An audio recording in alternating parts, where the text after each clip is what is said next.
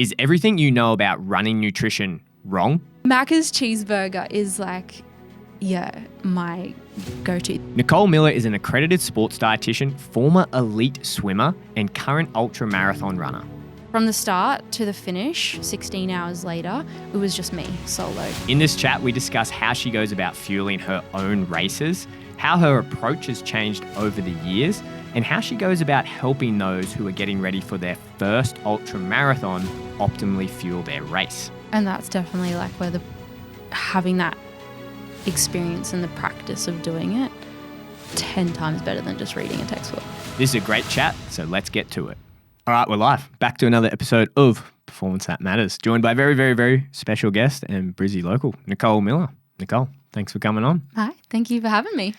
Now, the beauty of having a home studio is that it is very easy for me, but also we have a guest under the table, my Groodle Moose, who's moving around. So if anyone who's listening to this hears us laughing, kicking anything, it's probably because he's chewing us or licking our feet. So just a heads up.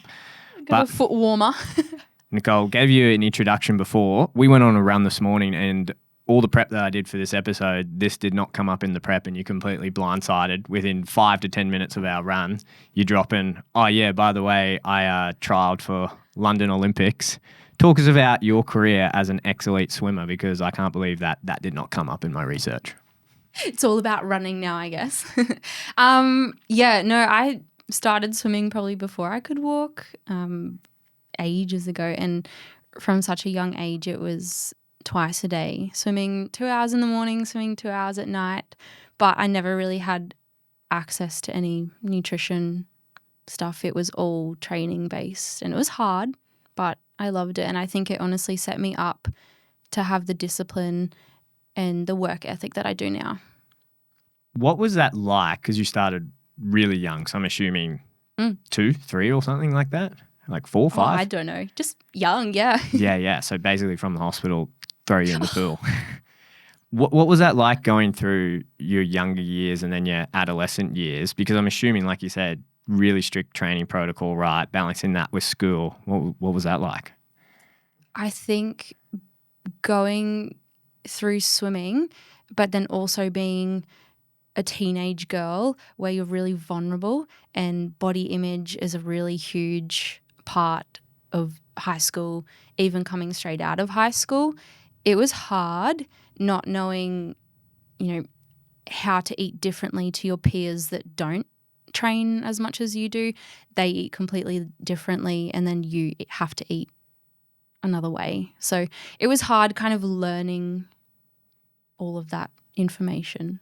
But how do you feel it impacted what you do today? Because I think when I was back in high school, I was playing rugby very seriously, training 7 days a week, competing twice.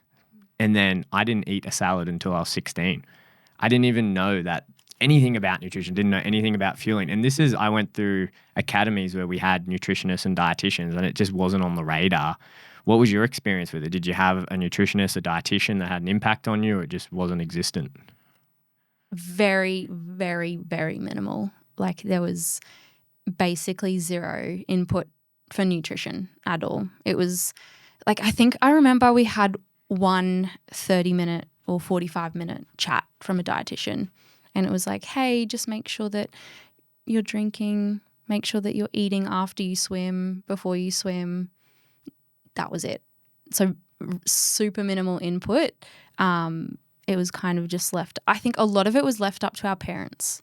They were kind of oh, what do we, research some breakfast foods for swimmers, or here, have a banana while, before you train. So I think mum and dad, kudos, shout out to you guys, but you learnt a lot. But there was minimal, zero input from any nutritionist, dietitian. And how far did you get? So you said you got to trials for London, is that right? Yeah, down in Adelaide. That was in 2012. Yeah, so started off doing all the state teams and then did a few national teams. And then with your national team, you go and you can do obviously the every 4 years you do the Olympic or the Com Game trials. And that one was in Adelaide. Yeah. How much do you feel like that impacted you being exercise scientist, PT, and then a dietitian? Yeah. I think it became my personality. I think being a swimmer or the dietitian? Everything. I remember, like, I think swimming was my personality all through school. It was like so structured, and there was a routine, and there was a early wake up. You had to do everything in a set routine, because if you don't, homework doesn't get done. Like, and then try and fit a social life in there as well. So it did become like my personality. When I stopped swimming, like, I had no idea. Like, it was like, okay, now I change what I'm eating. I have an extra 5 hours in my day. Like, what do I do with this? I can socialize. So yeah, it was good. And I think that definitely coming from like a sporting background, definitely set me up into knowing that I want to go into like a health. I don't think I really knew after school what sort of health work, but some sort of sport, health, obviously that led me to nutrition, definitely. A lot of the conversations we have with mentees when we run our mentorships, they want to get into sports. And one of the things I always say to them is, look, there's a big difference between watching a jiu-jitsu competition and competing in a jiu-jitsu competition. And I think not that you have to be a world champion or you have to be the main sparring partner, but I do really believe you have to understand what your athletes are going through at some degree, because, and I'm sure we'll talk about this, there's all this theory and practice, right? But then putting it into reality and going, hey man, eat X amount of carbs and eat this meal beforehand, and go, if you've never been on the mats or you've never been in the pool or you've never run 100 kilometers, it's like, that's just not doable. And I think having that lived experience as an athlete, so important. Did you find when you were connecting with your athletes, having this background of, okay, I've had structured training, I've gone through training cycles, I know what a camp's like, I know what it's like balancing all these other stresses of life, then having to eat and then having to do this and then get in the pool. Did that help you connect with your clients? 100%. Yeah, 100%. Like, I feel so confident talking to swimmers, talking to runners, ultra runners, even all of that sort of stuff, because yeah, I've done it. If, I'm not a fighter, like it's not really my niche. I don't know much about it. Like, I don't have any experience me doing that. So giving advice to people about, weight cutting and all of this stuff, like, I have not experienced that myself. So I think the swimming and the running aspect definitely increased my confidence, and yeah, I just relate so much more to athletes who are doing the same thing. And it's also like, you can have all the theory and all the textbook stuff that's going to work, but sometimes there's these weird rules and strategies that you pick up along the way from swimming or running that isn't in any textbook or theory, but you can, you've experienced that, and it's like a little trick that you can pull out with other people, and they're like, oh, how did you figure that out? I've done it. Like, I've tried it. I know how to do it. Yeah, I think that athletes, especially elite athletes, are 10 years above the research. They're always 10 years ahead of the research, because when you're an academic or you're a researcher, the outcome is not your livelihood, in the sense that if I win this race, I get paid and now I can pay my bills and now I can go about and providing for my family. When you're an academic or a researcher, nothing wrong with that, but you're just producing papers, right? And you're just going through the motions. But when you're in a team, a high performance team, you go, okay, all of our jobs are on the line. We need to make money out of this. You find something that works and you go, oh my God, like, no one else is doing this and it's working and it shouldn't be working. It's not in the textbook.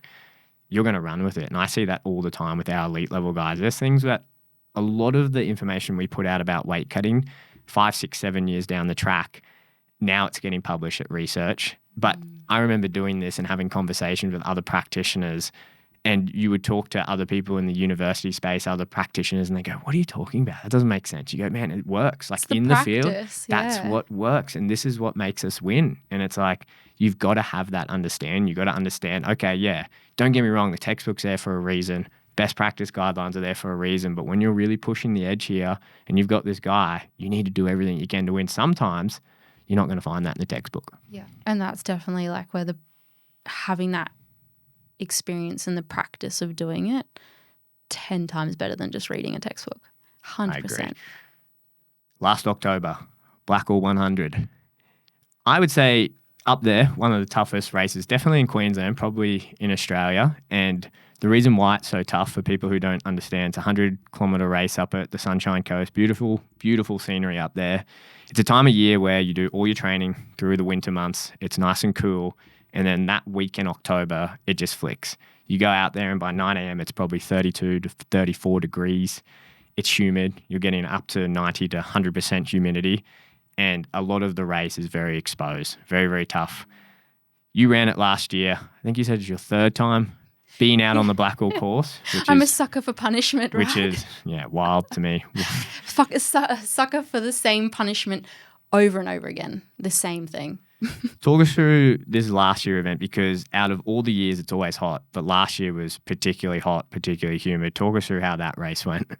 I think someone told me that it was 36 or 37 degrees Jesus. in like the peak heat of the day.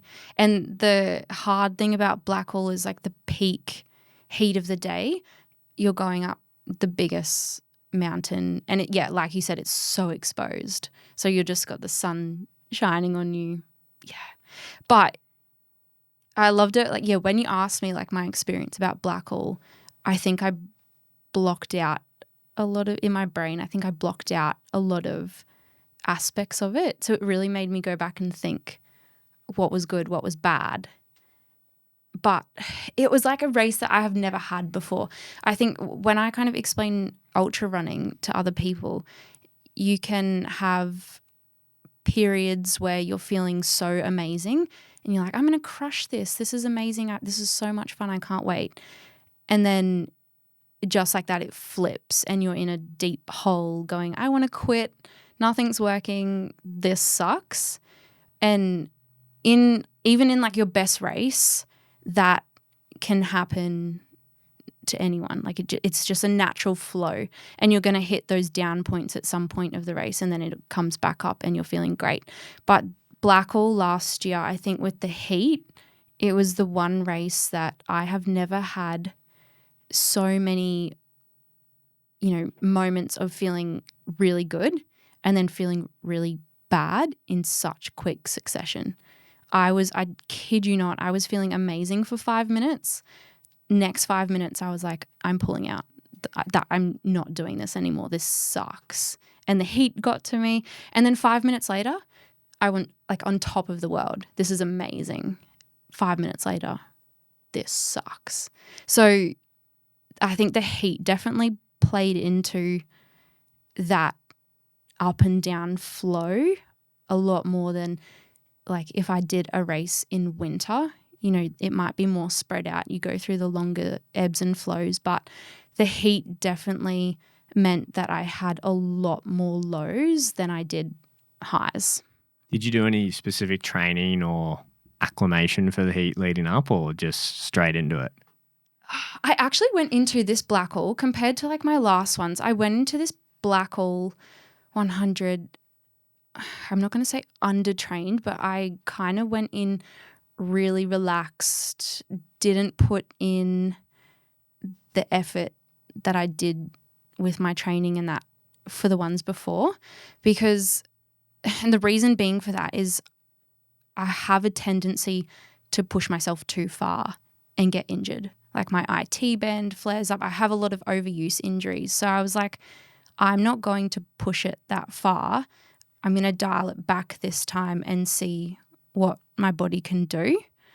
I actually performed way better than the ones before, but the heat definitely got to me. I didn't do any heat like work or anything like that. And I think even if I did, I don't think it would have prepared me for the heat of the day, because it was so beautiful. The weather was so nice in the months leading up to it. And then on that day, it was like heat wave. And sometimes you just can't prepare for that.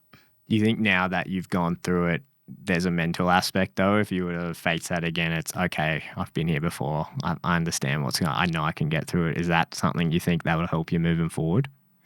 Yeah, definitely for like another Blackall if I decide to go and do it again. But I think I kind of went into it a little bit naive because the first 2 Blackwall 100s I did, it was obviously like a cooler day. So I didn't have that aspect of heat messing me up. It was quite nice.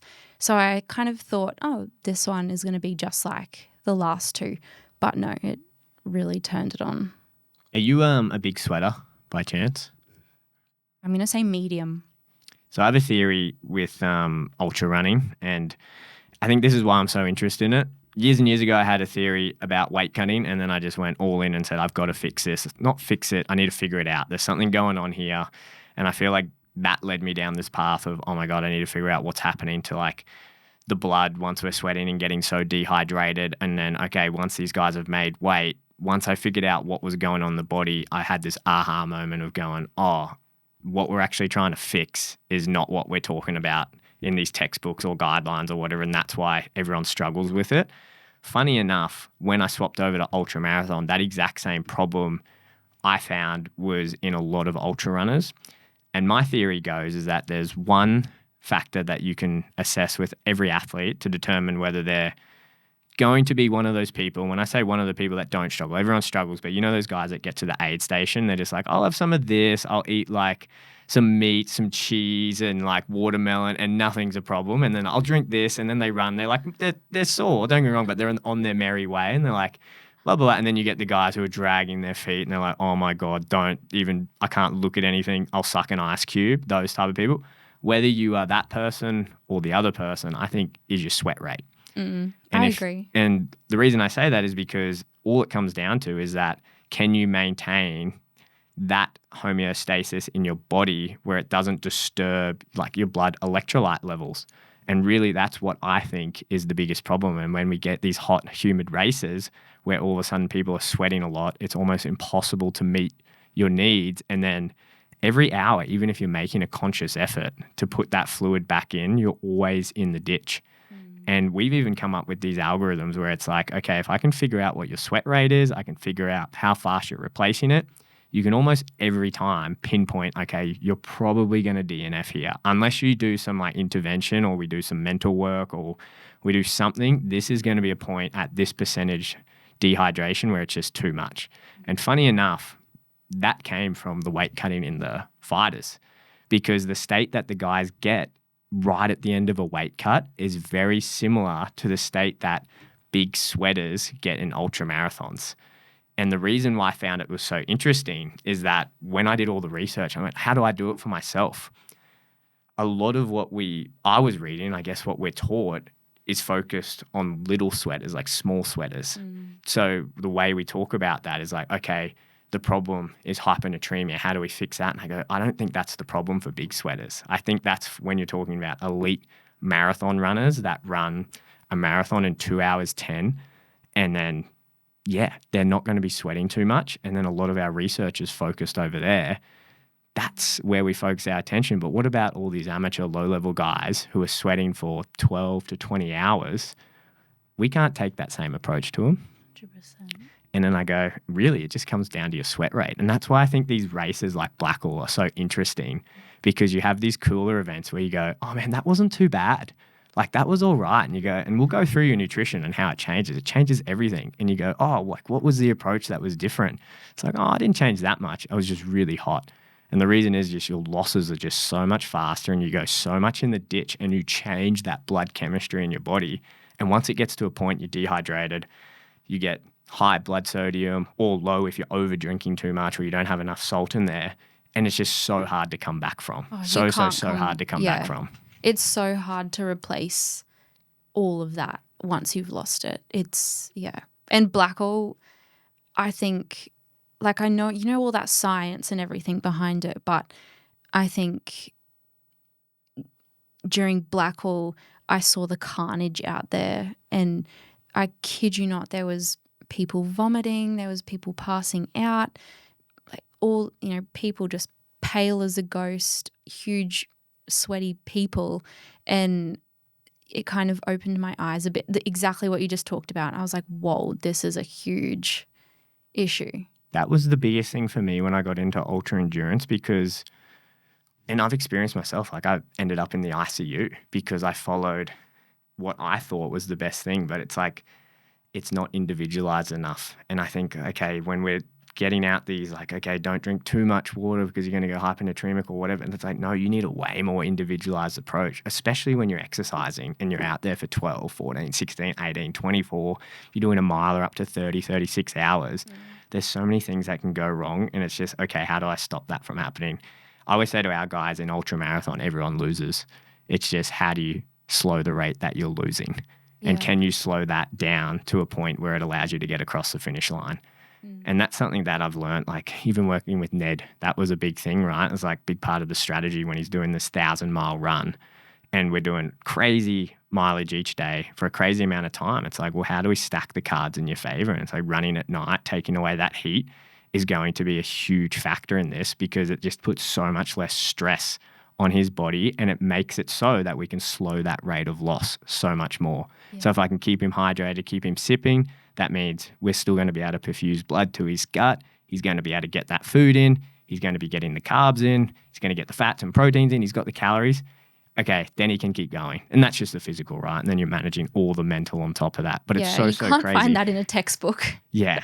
Let's talk about your plan because you've done it 3 times. What was your plan going into it with your nutrition versus what actually happened when you're out there on the day? Yeah. Having done it before, I had a pretty good idea. Each time I've done it, I've kind of tweaked things and gone, okay, what didn't work last time? What can I improve on this time? What I did was, pull up all the checkpoints, figure out the distances between each checkpoint, what you're going to need in terms of food and fluids between 1 and 2, 2 and 3. What did go to plan? All my nutrition in terms of food, amazing, great. So in training, I tried absolutely everything, different gels, lollies, dried fruit, different types of drinks. I tried everything and it worked great. And I think that's something that I think is really important in training is that you try everything, figure out what you like, what you don't like. One of the things that works for me is that I can start at the start of an ultra eating anything. Like, it doesn't matter what it is. But as time goes on, my options reduce and what I decide to have really niches down. But yeah, lollies, dried fruit. This time, one of my favorites is like a Macca's cheeseburger. So in an ultra. That's going to be controversial. I'm just queuing for the comments from that one. Oh, God. Macca's cheeseburger is like, my go-to. That and I do like 2-minute noodles if it's like a cold race. That's going to get cheers from all the ultra community. We'll get people just be blasting about a Macca's cheeseburger. Then people will be like, 2-minute noodles, 2-minute noodles.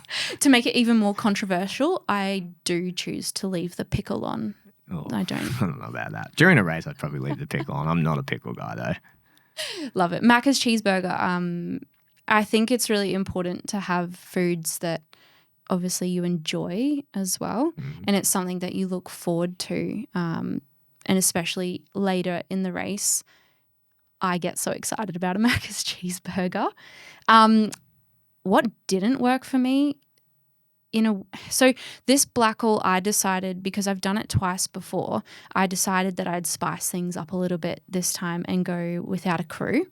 So basically it meant that from the start to the finish, 16 hours later, it was just me solo. So I didn't have anybody meet me at any of the checkpoints. I didn't have, people bringing me food, nutrition, hydration, different clothes, shoes. I didn't have anyone bring me anything.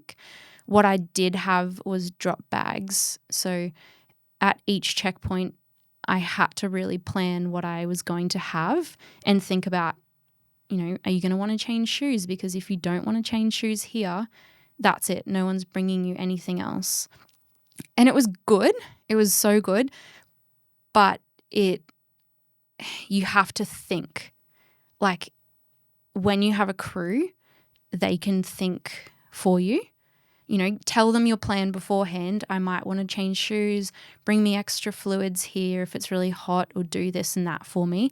But when you have no crew, whatever your plan is and whatever you've put in your drop bags is what is there. You don't have anything else, maybe obviously a few things from aid stations, but you're on your own, and you have to, when things don't go right, you have to think for yourself. You can't have anyone else go, oh, here you go, this didn't go right, let's try this or that. It's all down to you. So I did mess up actually my hydration during the hottest part of the day.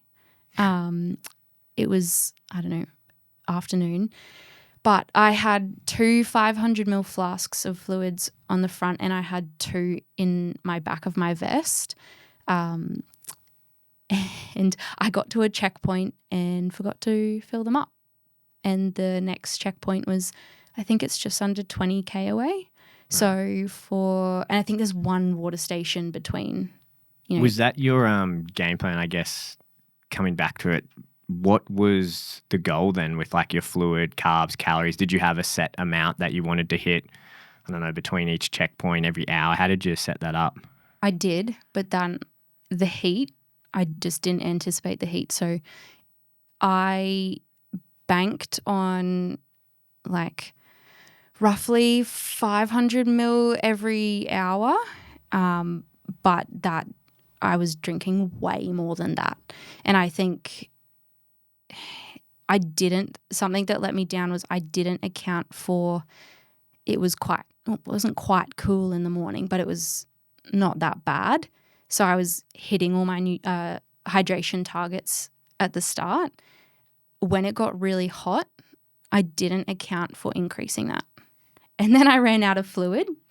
So then you had to kind of extend till when you get your bottles filled up.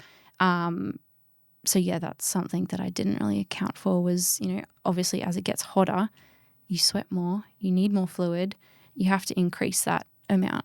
How did you get the number for 500? Do you test? Like, do you sweat test yourself and then go, okay, say if we went out on our run this morning, come home, weigh yourself, I had this, and then figure it out? Or do you just go with the old drink to thirst, or how do you approach it? A bit of both. So yeah, and that's the hard thing as well. Like when you do the weigh yourself beforehand, go on a run, weigh yourself after, calculate it.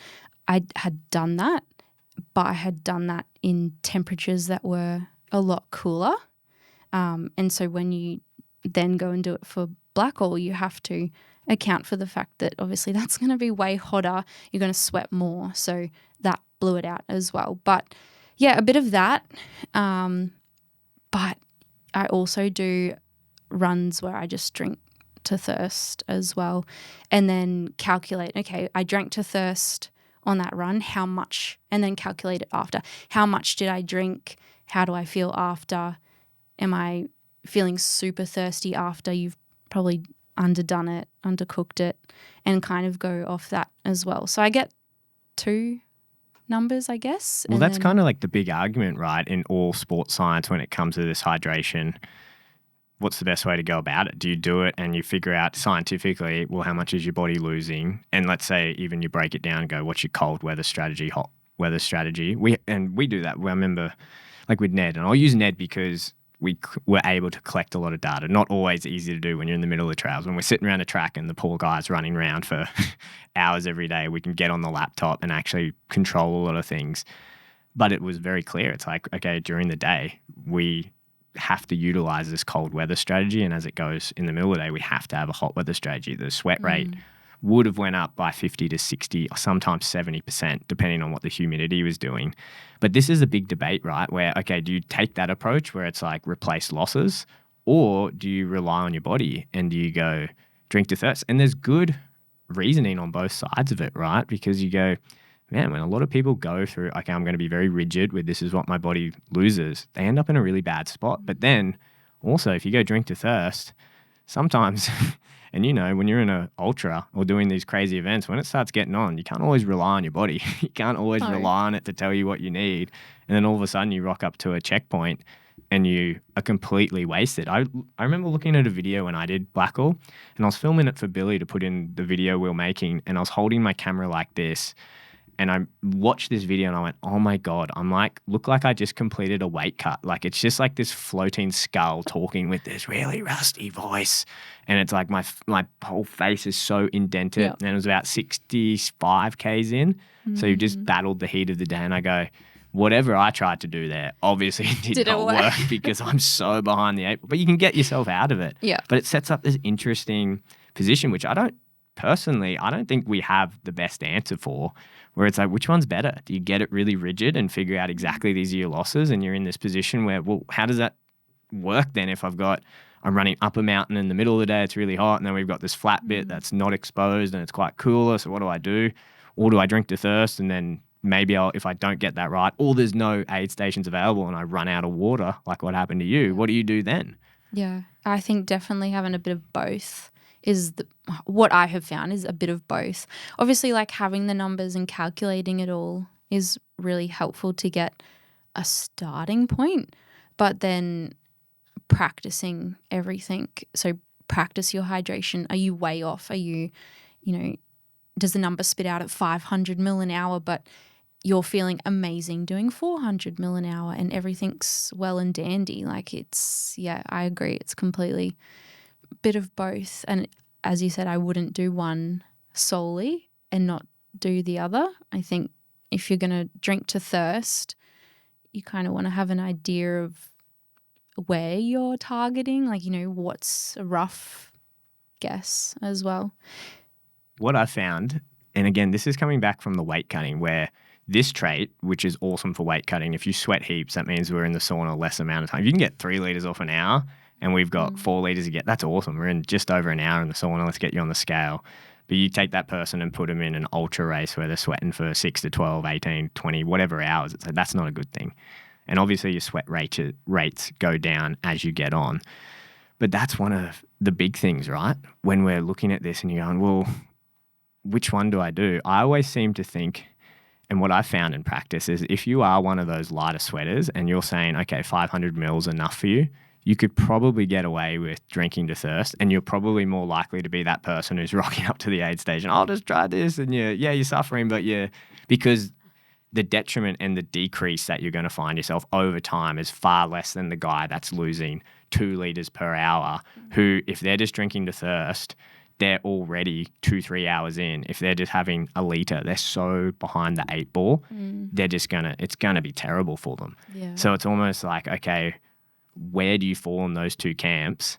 Maybe this approach is better for you. And then, like you said, you've got to go out there and see, because maybe this works for the first 6 hours and you have this rigid plan, but then after that, it's like, man, I just can't keep up with this. It's just like you need to swap to a more drink to thirst approach. Yeah, and it has a flow-on effect as well, right? Like if you're one of those people who rocks up absolutely cooked at a checkpoint, chances are... It's me.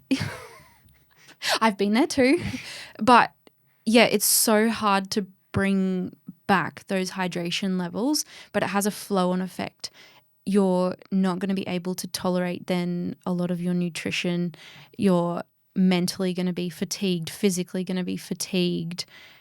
Yeah, it kind of has a flow-on effect, and I think that's when it leads to obviously your DNF. Like it honestly starts with your hydration. Yeah, I couldn't agree more. I say that to everyone. I go, if you get your hydration right, again, you'll slow that rate, because the way I think of it, you get dehydrated, plasma volume goes down, more stress on your cardiovascular system. You then cannot perfuse, physically, you cannot perfuse blood to your stomach because you don't have the plasma volume to do that effectively. Now you're trying to put calories in, but you don't have the blood flow to be able to push that through your system, digest it. So you're either going to throw it up or it's just going to sit there and you're going to feel terrible. So now not only are you not taking in fluid, you're not taking in calories, and then you're just going completely mental.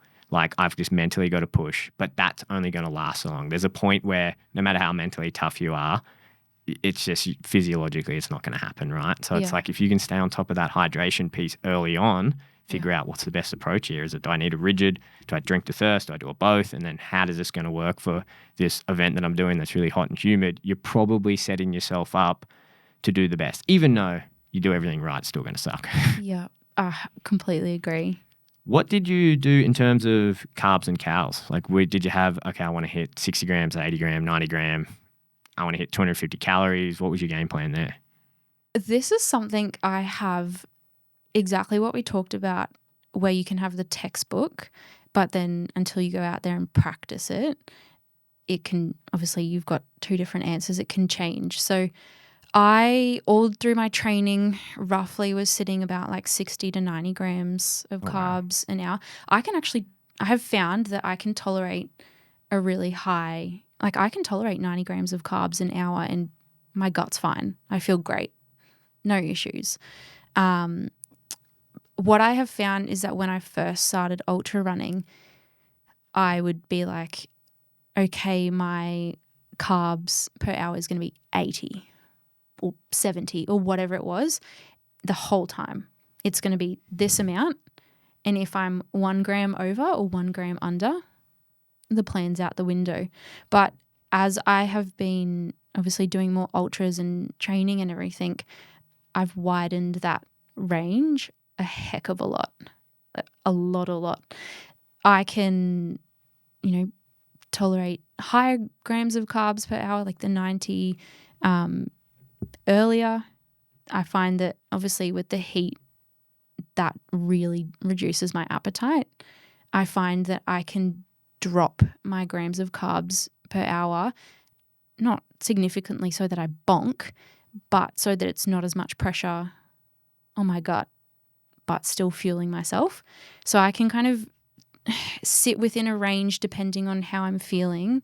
But yeah, it's something that I've kind of learned over a longer period of time, is like it doesn't have to be one number. Like you can have a range, and that range can scale up and down depending on heat, depending on how you're feeling, depending on like time of day, and are you getting in that grams of carbs per hour in fluid, or are you getting that in through food? Did you have a calorie goal that you were looking for, or is it just, I just want to kind of get around that 80 grams and then be flexible with it? Yeah, that's something I kind of don't worry about, because if I have found that I can be, if you have a calorie 400 calories or 300 calories, you can still either not hit or hit over your grams of carbs per hour.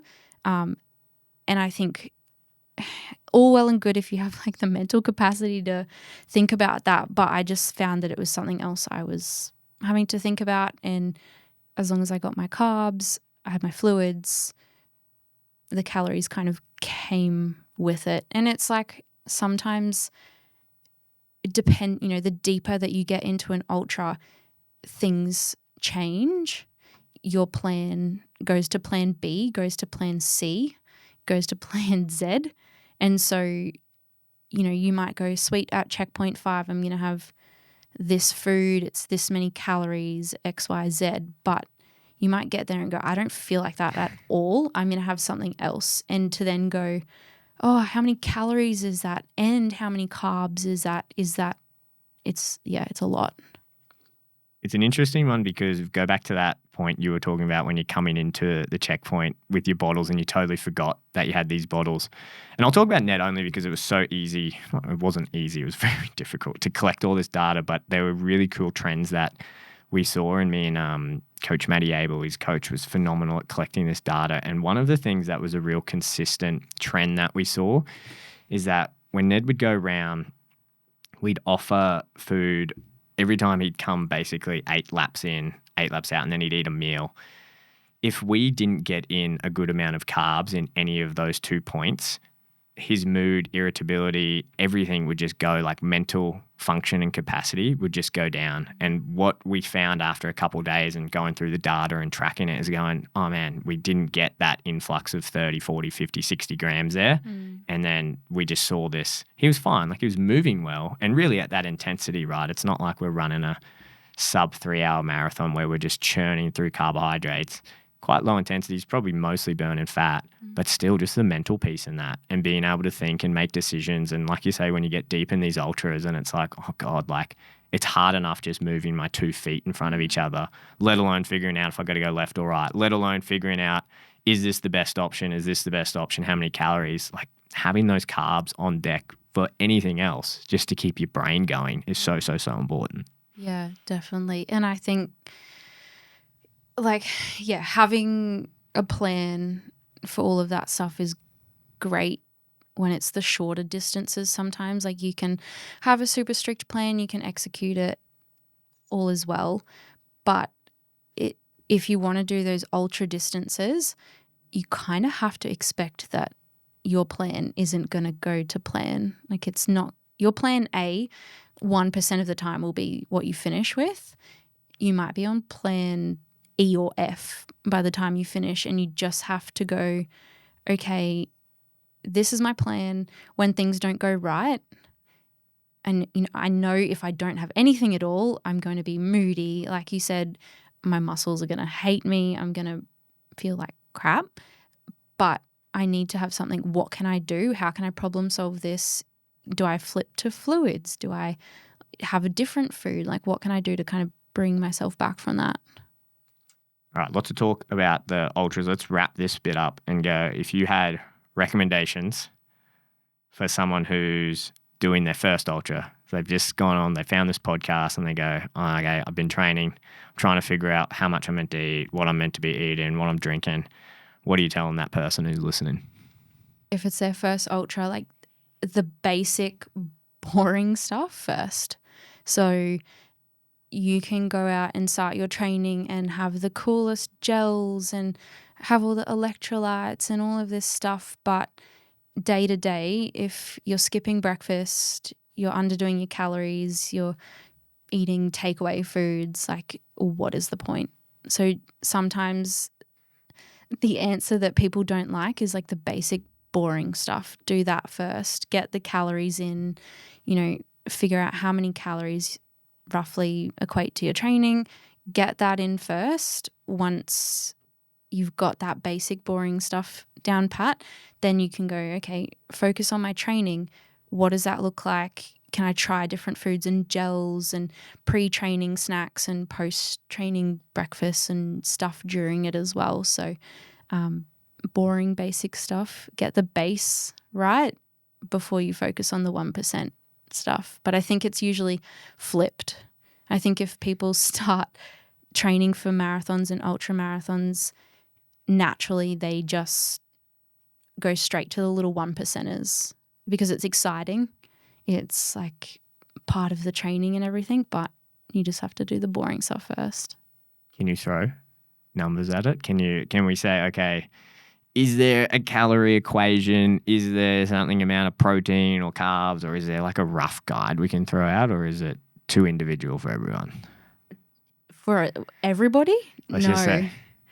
I think it's so different. I think it depends on so many factors that just going, hey, it's going to be 2,500 calories and 130 grams of protein, like that's stupid, because it honestly depends on like gender. What have you been doing? Like have you come from the couch, or have you come from like a really sporty general fitness background? Like you have those adaptations and the training behind you already.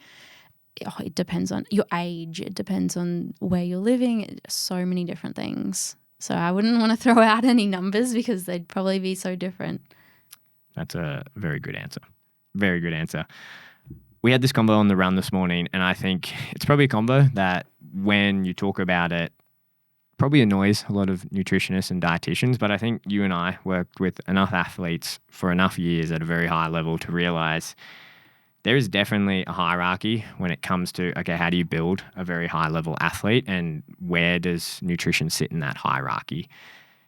And again, I think as us, we make our money advising people on what to eat. Don't get me wrong, I love my job, but I know very well where my place is in the high performance team and how much impact it's having. And don't get me wrong, I want to say this before we start talking about it. Nutrition is very important, but I think it's important for athletes to understand how important it is compared to everything else, especially when it comes to your training, because like you said, I think when someone commits to this goal, they might read a very motivational book or whatever, and then get very into it, it's almost like their priorities get very scattered. And like at the end of the day, if you want to run 100 kilometers, if you want to swim really fast, if you want to cycle really far, if you want to get in the ring and box, you kind of got to do the goddamn thing first. And then you use your nutrition to support that. Yeah. And at the end of the day, like, so if me and you have a race, Nicole, and we go, let's race to the top of the hill, like it doesn't matter how well I eat. Like I'm not beating you to the top of the hill. You're just a better runner. Like, or if we go up against someone who's like a CrossFit athlete and I go into that gym and they fast for a day and I eat the best CrossFit diet, if I'm not trained in that, that guy's going to beat me every single day of the week. It's the training that's really, really important. It's the training that gives you the adaptations that you need to become a better athlete.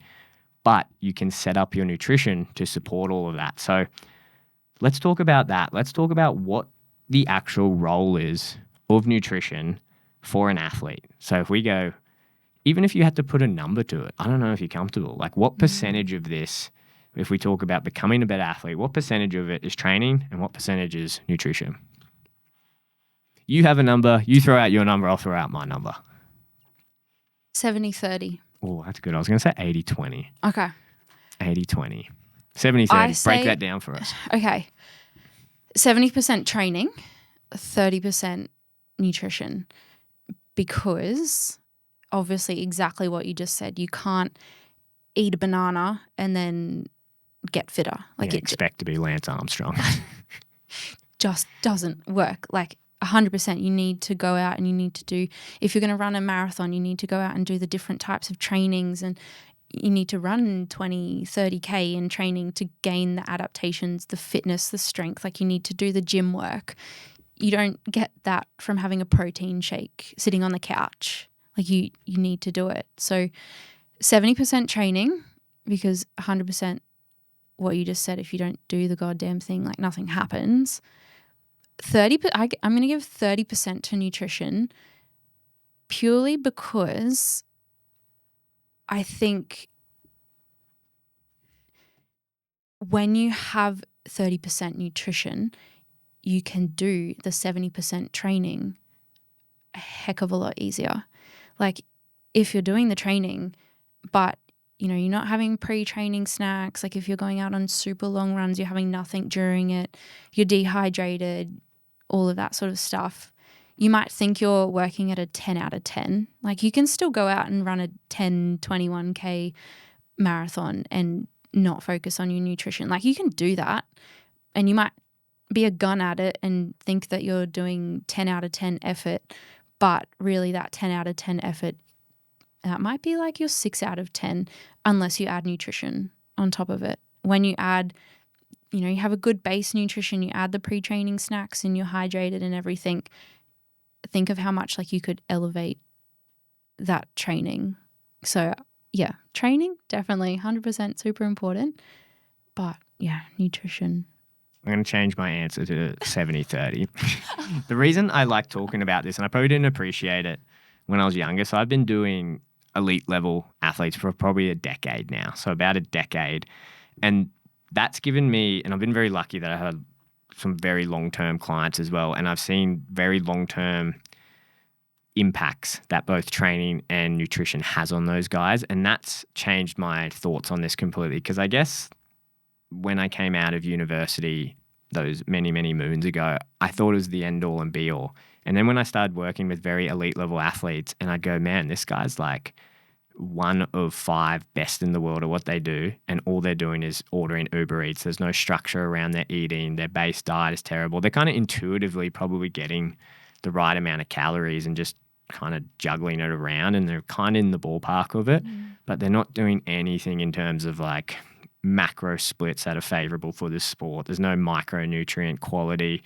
There's no nutrient timing. They're not supplementing for performance. They're not focusing on anything for recovery after training. Then I'm sitting there going, but how are they still the best in the world, or one of the best in the world at what they do? And it's like, well, man, because they train really friggin' hard every single day and they're super, super consistent. But then as the years go by, and especially as these athletes not come out of their prime, but I like to think about it as like, as they get older and they go on, you really see the impact that those nutritional choices have. And it's not how long they stay in their prime. It's how long is their prime for. That's something that became very, very obvious to me, especially as I got a few more years under my belt with specific athletes. And I saw, man, there's one guy who follows this, not super strict, not calorie counting every day by any means, but eats a really good, mostly whole foods diet, enjoys a meal here and there with his friends and family, does the pre-workout stuff exactly like we tell him, fuels during, afterwards he's straight onto his recovery, he's hydrating well, he gets the electrolytes, he's got the supplements to make up the deficiencies, compared to the guy that's just winging it, doing the Uber Eats here and there. That first guy, so many less injuries, can compete way more frequently, blood works so much better. Like everything about that person is just so much more advantageous for being a better athlete for a longer period of time. And then you look at the other guy and you're like, man, this guy's riddled with injuries. Every camp that they go into, he's just battling something. We're throwing band-aids over it. You can tell this is taking a real toll on his recovery. All his recovery metrics are just not good. His strength numbers in the gym compared to these other elite guys are just not where. But you can get away with it when you're super technically proficient, you've got a great game plan, you've got a good team of coaches, and you're just super committed and consistent to the goal. And that's where I always think now, that's the impact nutrition is going to have. Day by day, those little things that you're doing, yes, it's going to be able to make you develop as an athlete over time. You're going to be able to feel specific adaptations. You're going to be able to rock up to training, do the intensity, do the duration. But in the long term, it could extend your career by 5, 6, 7 years. And that's crazy. And that's an absolutely huge impact that we don't really talk about a lot. Yeah, I think a lot of it's definitely like the recovery aspect of it, right? Like a lot of people think even if they have got their nutrition down pat, they think of, a marathon, they're nailing like carb loading or everything beforehand. They've got their plan for during, even in training and stuff, they've got their plan for during, but then after training is done, after the event is done, it's like there's no plan for afterwards. And so I think, the recovery aspect, like you can get away with not doing all of that stuff for a certain amount of time, and then that recovery becomes 10 times more important. Like, are you injured for 6 months because you've just absolutely bonked your nutrition and haven't really been paying attention to it? Or do you get an injury? Because everyone gets injured. Like, if you're going to be doing sports, sometimes you just can't help an injury, and it might not have anything to do with nutrition or something that you've done wrong. But if you get an injury, are you injured for 6 months or are you injured for like 3 weeks? And then that can make obviously such a huge difference. If someone's out for 6 months, it's a lot to build back up and focus on, building everything back up from the base, back from the ground up. So, yeah. I think that's an interesting segue into this. I'm going to jump these questions around, but I'm sure you get this all the time with the fasted training.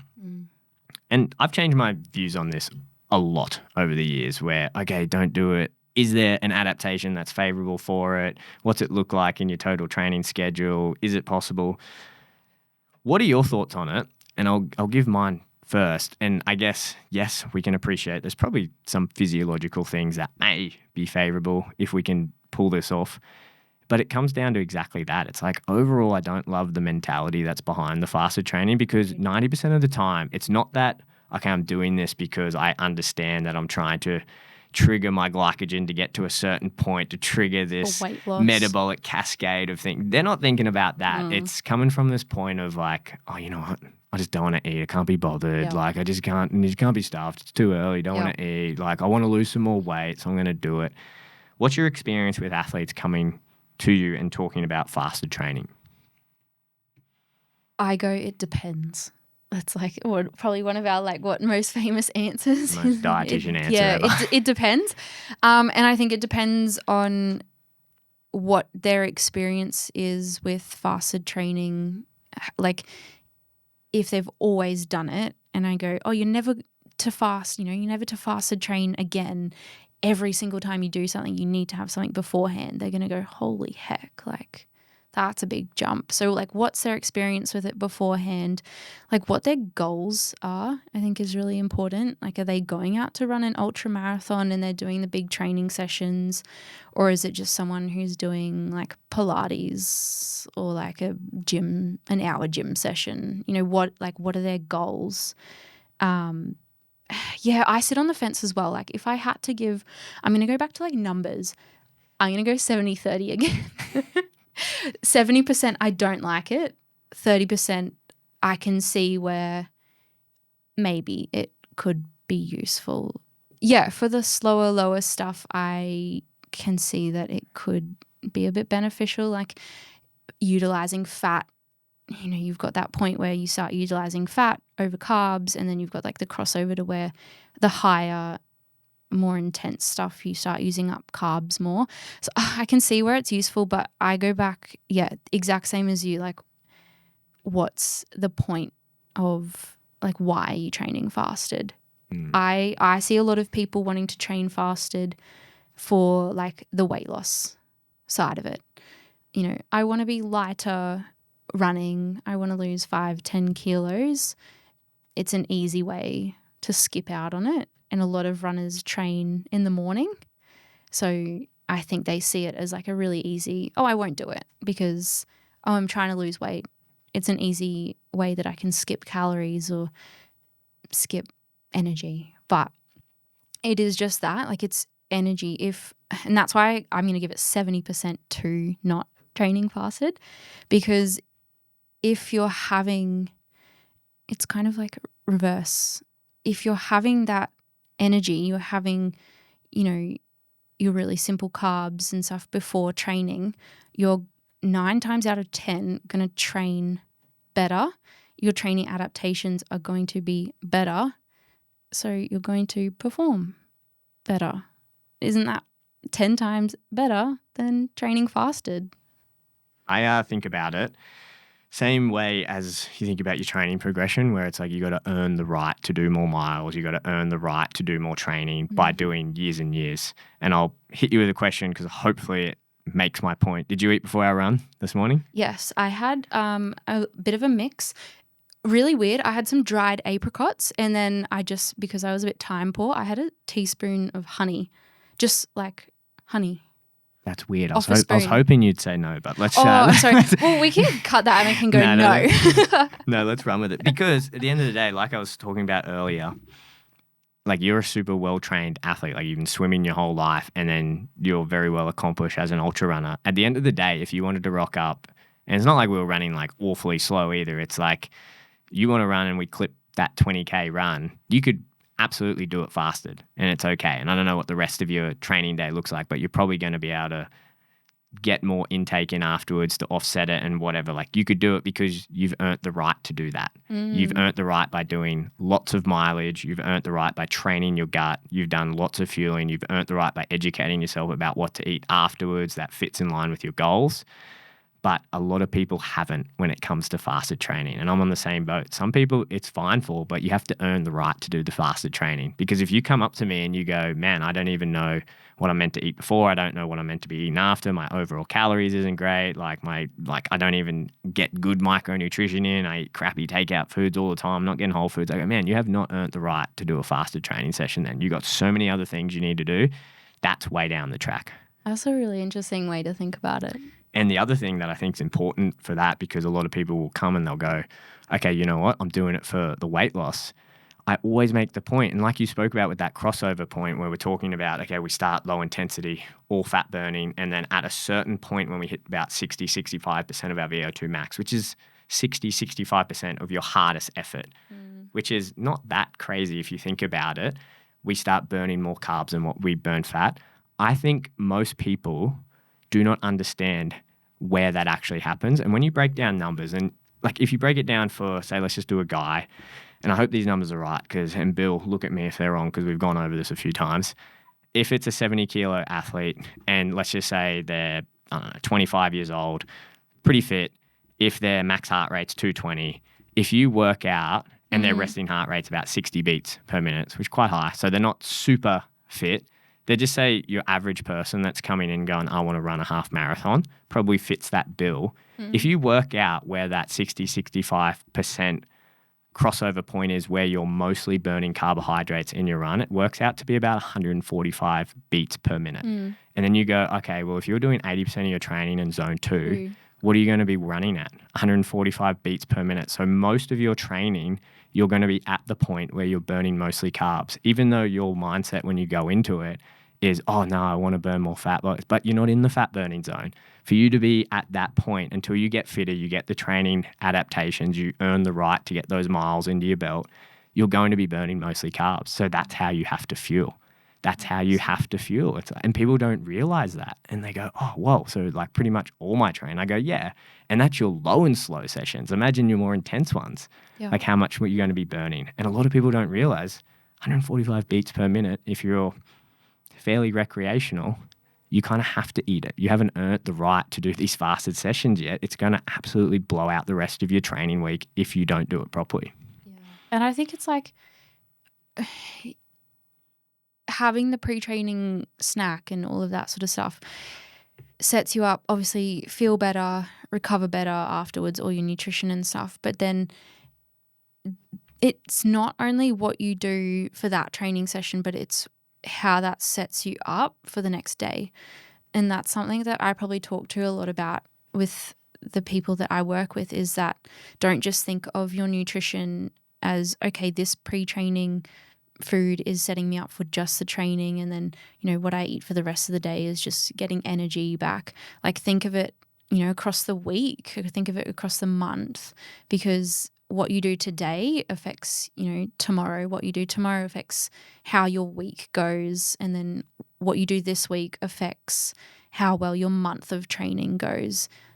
100%, you can go out there and do a whole week of training fasted and not recover well and just eat crap, but the next week you're going to suffer for that, and then what's the point of that? Yeah, I agree. Let's touch on that point, pre-workout foods. Are there particular ones, if we would just give out one, I want to get like what your favorite ones are when you're training, and then ones that you recommend for your athletes. Can you tell us what they are and why you recommend them? Yeah. Okay. You want to go on my favorites first? Yeah, let's start. That's probably easier. Okay. I have a little list. Yeah, get it out. My favorite. Apricots and honey, we know already. Apricot.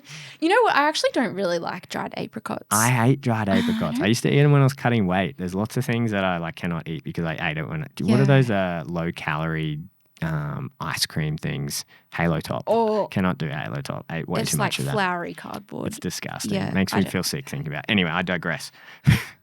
Foods. Yeah, I don't really like dried apricots. I just had them on hand this morning.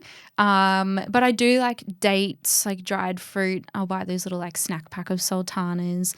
Sometimes I do just raw dog it and have teaspoons of honey if I'm super time poor. I like bananas. I'm a big sucker. Like, a lot of runners train in the morning, so time poor. Like, obviously I don't enjoy getting up an hour before I have to go for a run. I just want to get up and do what I've got to do and then go for a run or go and train.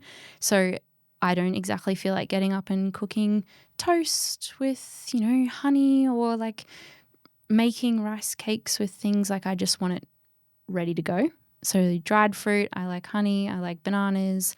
I like juice, like even if it's like little poppers of juice, or like pour a glass of orange juice, like that doesn't take time at all. You can just do it. Like, you can just have it. So yeah, if it's a time poor type situation, stuff that you can just grab super quick. And I often find that I eat a lot of my pre-training snacks in the car as well.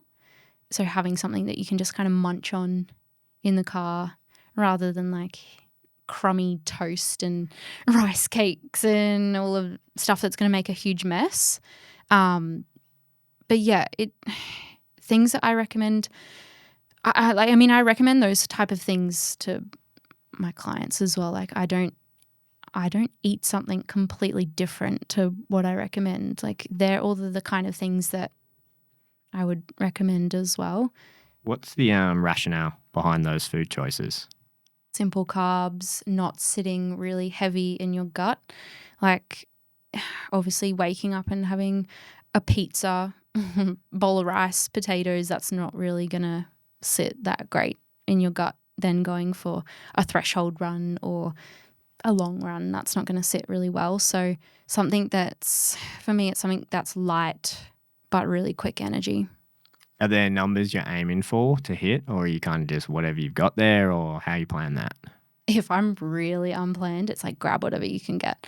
But yeah, I would definitely say like half a gram to 1 gram per kilo of body weight. But I find that even just the half a gram of carbs per kilo of body weight, a lot of people can really benefit off that lower end. Because say you've got like your 60, 70 kilo person, that's like 60 or 70 grams of carbs before you go and train. And if you're someone who hasn't, you're not used to having that, that can be quite a big amount of, that's quite a large amount of carbs to then go and digest and have before you train. So I find a lot of people can really benefit from like the lower end, or even at least starting at the lower end, and then building up. So that's 0.5 to 1 gram per kilogram. If you're a 70 kilo guy, that's 35 to 70 grams. And for our listeners that do not like the metric system, that's 0.2 to 0.4 grams per pound. How would we go about progressing up from that? Because that's a big difference, right? Like if you're going from 35 grams to 70, that's doubling it. How do you go about, okay, if I'm coming, I go, Nicole, I said 35 grams, I had some apricots and honey, and then I couldn't do any more than that. But then you're saying, hey, look, Geordie, you got to double that. Like, how do we go about getting to that point? Little and slow. Yeah. So it's like anything, like you've got to practice, right? You've got to train your gut and you've got to train your body to use that and be able to handle that. So I always see the benefit in starting low. It could, even if someone has never had a pre-training snack before, you could start way lower. I might even go, okay, have, a bite of a banana, or have like one single date. And that obviously I know it's going to be way under than 70 grams of carbs. But the point is we can do that and then, do that for a week or 2 weeks and just build your way up. Make sure you're focusing on, going into your training hydrated and everything as well. But, the next week or two, let's have a little bit more, see how we go. Let's have a little bit more and just like build it up over time until you can tolerate somewhere between that half a gram and a gram. What about intra-workout? What are your suggestions for intra-workout? I guess a good way to put this is, when is intra-workout needed? And then what should they be having if it is needed? When is like, if it's sort of that moderate intensity upwards, anything over sort of that 60 to 90 minutes, you can really get a benefit from having something during your training. Obviously, if you're going to go and do 60 minutes or 90 minutes of Pilates or stretching, not really that. Super hard though. We're not saying it's not I mean, hard. like the hot Pilates actually is I've really. done one Pilates class and never again. No, I couldn't walk for about 2 weeks. I take that back. Yeah, it can be really hard. But yeah, if you're just going to do 90 minutes of stretching, like really low intensity stuff, you probably don't need anything. But as it gets more intense, as it gets longer, you really need to be topping up those glycogen stores, because once you reach that 90 minutes, it depletes. Like you've pretty much got low reserves anyway. So what you want to be topping it up with is kind of similar to your pre-training stuff. Gels, really quick acting carbs, gels, lollies, if you've got like fluid sports drinks or electrolyte drinks with carbs in it as well. That sort of stuff is really important. And what about after the workout? What type of foods are they focusing on there? One of my favorites is a post-workout smoothie. What are you going to say, Macca's cheeseburger? Oh, no. That's just 80 Ks deep in the ultras. Yeah, no, I reserve that for when I'm mentally a bit cooked during the ultras. Yeah. One of my favorites, so like after, I still think the thing that has people in its grips is like 30 minutes after training, you need to have like a protein shake. And it's like, go for it. But like that window is probably a little bit bigger than 30 minutes. Like even if you get something in within like the hour or two afterwards, like you're going to be okay. but good amount of protein. Your muscles, whatever training you've done, if it's gym work, if it's running, like your muscles are pretty cooked. You need to repair them. Bit of protein, carbs as well. Like you've just, even if you have been topping up with your intra-workout nutrition, you're still probably going to be depleting some of your glycogen. You need to be topping that up and refueling as well. That's why I love a smoothie, because you can just chuck protein powder, or you can chuck, like milk, frozen banana. You can chuck as much as, peanut butter into it, and you can get all of those aspects ticked off really easily. Post-workout, a lot of people, their appetite's pretty low as well. Fluids are really easy to get that nutrition in. Awesome. What about, let's talk about and we spoke about this on the run, so hopefully it doesn't blindside you. If it's someone who's just ran their half marathon for the first time and they go, I want to step up and do a marathon. It's a guy that just works, or a girl that works full time. They can only squeeze in 30 minutes of training during the week. They can get their long run in on Saturday. Sunday they can sneak out before the kids or wife get up and get back home and do whatever they've got to do. But they're only just getting one workout in a day. Does any of that change if they're just doing that? Or do you have to take in different considerations, or how do you go about that? With the pre and the post? Yeah, how are they going about their nutrition if it's as compared to, say, other athletes or yourself, right? When you're getting ready for an ultra, I'm sure you're training morning, you're getting enough, like an evening session in. How's it changed just for that person? Okay, I can only get 30 minutes in during the week, and then I get my long run on the Saturday. Like, are you using these same principles? Is it more important, less important? How are you thinking about that? I mean, definitely that might be when your day-to-day nutrition becomes more important than, say, if you're only training for 30 minutes or 60 minutes. Obviously, intra-nutrition probably isn't going to be like there or as important. Pre-training snacks, like if it's quite a high intensity, you want to perform well, like you want to feel the best, like go for it. But I think I would just take it back and go, okay, what does your day look like? Obviously a busy person, are you can fit a workout in that's 30 minutes or 60 minutes, but going back to the whole Uber Eats, are you getting Uber Eats? Are you having a whole liter of ice cream every night? Like the day-to-day, unfortunately, it's the boring stuff that I'd be focusing on more. If people are pushing into that ultra marathon and they're really dialing in that sort of training, I find more that they've got that day-to-day nutrition more down pat. So then you can go and focus on the, really dialing in your intra training and your post training and stuff. But yeah, if it's someone who's just training 30, 60 minutes, you don't need great things. Dial it back. Just go, okay, like, am I eating calories, macros and micros? What does my day look like? And the only reason I ask is I'm sure you get clients like this. I have this convo when people want to do their first mara.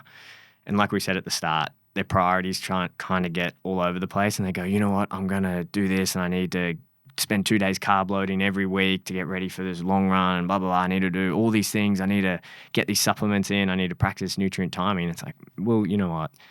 If you're only training 30 minutes a day, you got your Saturday long run, Sunday's like an average session. It's like, focus on your day-to-day. If you get your day-to-day right, you're probably going to have everything that you need for that 30 minutes. You're going to be able to recover properly. If you're not eating the Uber Eats, like you said, and you get all that good food in, you're probably putting yourself in the best position possible. And yeah, when it comes to your Saturday long run, let's practice what you're going to be doing during that marathon. By all means, let's absolutely practice that. But we do not need to be going absolutely crazy. It's not like, say, when you're training and you're doing 2 a days and then your Saturday long run can be 6 to 8 hours long, and then you're backing it up with a 4-hour session on Sunday, where what you're having before, during, and after that long run on Saturday is really important, because you need to show up 24 hours later and then do another intense training session. So it's important to put it back in that perspective, because a lot of people jump to the sprinkles, right? Rather than just going, like you say, I want to get all the boring stuff, right? Oh, that's boring. Yeah, it's boring, but it works. Yeah, 100%. Last question before we get into our final 2 questions. So third last question. If someone's listening to this and they go, okay, I'm running a 10K I've got a marathon or I've got a 100K. How does the nutrition and the fueling change for someone who's doing a 10K all-out effort, someone's doing a marathon all-out effort versus someone doing their 100K or even a 100-miler? Yeah, good question.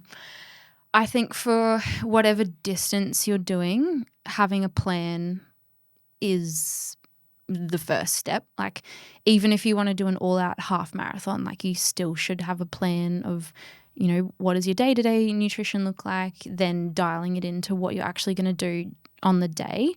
But I think with the shorter distances, you can come up with a plan, and if it doesn't go right, you can kind of get through the last 5K of a half marathon, or even 10K of a half marathon, and just go, oh, it didn't work, or I don't feel like a gel I can get through to the end, and not have a plan B, or just push through it and worry about it later. I think once you get into those ultra endurance type sports, you absolutely still should have a plan, but it just needs to be more flexible. And 9 times out of 10, it's probably not going to be plan A. It's going to be plan B or C. And that's where, like, the thinking and the mental aspect of it kind of takes over, and go, okay, well, I really don't, all I've got with me is 2 gels. And if I have those 2 gels, I'm going to vomit. I don't want that. What else can I have? Okay, I've got fluids that have got carbs in it. Do I need to switch? Because I know I can't get another 50 kilometers going with plan A. I'm going to have to kind of troubleshoot and go plan B. So I think every distance needs a plan, but as you get into the longer distance stuff, you just have to be a bit more flexible. And if it doesn't go right, it's not the be all and end all. It's how well you can troubleshoot and pivot that plan to get to the end. Yeah, love that. I lied. There's another question I want to ask you. Is there anything that you've changed your views on in the last few years since, like, you graduated a while ago, but I'm sure you had very set views 2-3 years ago. Is there anything that you've gone, hey, you know what? I've kind of shifted on this one. Anything that springs to mind? Yeah, literally just going off the back of that question. When I was doing my first 100K and all of that, I thought that plan A was going to be plan A. And what I had planned out in my, everything was how it was going to go. And if I didn't have any flexibility in options of nutrition, it was like, that's it. And as I have done more ultras, and even just seeing, and working with people who are doing their ultras, something that I've changed my mind on is, like, we've gone over it before, but you can have all of that theory and have this great plan, but you just you have to be flexible with it. And, like, it's okay, some people can do 100K on just gels, and some people can, they need Macca's cheeseburgers, they need all these different foods, and they need a whole variety of things mentally to get them through. And no one is the same, and no one's going to be like the textbook, this is it and this is what you should do. Some people can tolerate, like, a crazy amount of carbs and, over what they probably need. Some people are kind of pushing it, but they get through. So I think the flexibility and going, if someone comes to me and they go, I really want to run 100K on just gels and fluids, I'm like, okay, well, how can we make that work? Not going, okay, no, you can't do that. You need to have Macca's cheeseburgers at every stop, and you need to have sandwiches and potatoes. Like, you got to work with the person, because everyone's so different. Great answer. Last 2 questions that we ask everyone who comes on the podcast. Nicole Miller, how do you define performance? It's a tough one. It is, yeah, it's a really tough one, because I think there's different aspects of performance. I think I would say performance is bettering yourself in whatever way that is. If it's like performance is increasing could be increasing your health.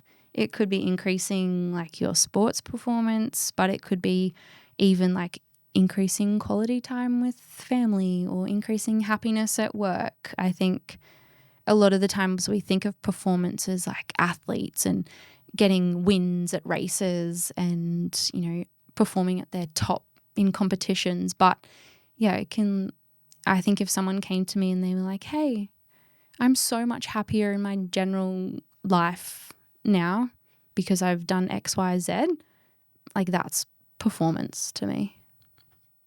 Last one. Last one? Or like actually last one. What does performance mean to you, Nicole Miller, in your day-to-day life? Can I say the same thing? Bettering myself? Nah, the same thing. Performance to me means like doing what I say I'm going to do, which I guess kind of goes back to like bettering yourself. Like if I say I'm going to do something and I don't do it, like I'm not bettering myself. I'm going against myself, and that doesn't put me in a better position to do anything. So I think, yeah, performance to me means, yeah, bettering myself and those around me, I suppose. Like if I'm going all in on something, but it's at the expense of family time or quality time or social life, I don't think that's performance. I think that performance is a bit of balance in those as well. Love it. I think that's my answer. All right. I've said last question about 5 times. Oh, you lied. It's not the last question. All I want to do is just get one more bit of info out of you. Lots of cameras recording. Lots of people are going to be listening, and they're going to listen to all this and they're going to go, I want to work with Nicole. I need help. Everything she just said, I'm that guy that tries to do my 100K on just gels. It didn't work. I need to get some Macca's cheeseburgers up in my fueling strategy. Shout out Macca's. Yeah, Macca's, please sponsor the podcast. No. How do they get in touch with you? If they want to work with you, socials, website, email, what's the best way? All of the above. My socials, Instagram, you can find me at Total Balance Nutrition, or you can jump on the website, Total Balance Nutrition. Slide into my DMs and we can chat. Is it just athletes? Do you work with everyone? Yeah, everyone. I love working with people in like the sporting world, you know, even if it's triathlon, swimming, running, whatever it is. But I also really love the people who are just trying to better themselves and get into exercise, training, and learn more about nutrition as well. Perfect. All right. We'll wrap her up there. Thanks so much for coming on, Nicole. Till next time. Thank you.